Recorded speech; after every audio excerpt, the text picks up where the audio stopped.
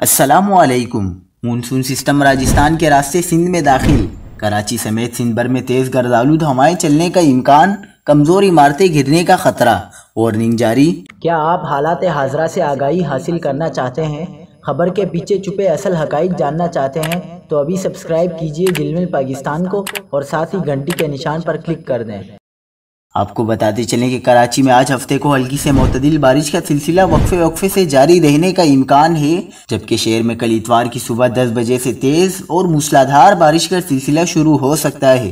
محکمہ موسمیات کے مطابق سندھ میں داخل ہونے والے مونسون کے تیسرے اسپیل کے دوران تیز ہواؤں کے نتیجے میں شروع ہونے والی بارشوں کا سلسلہ 27 جولائی تک برقرار رہے گا۔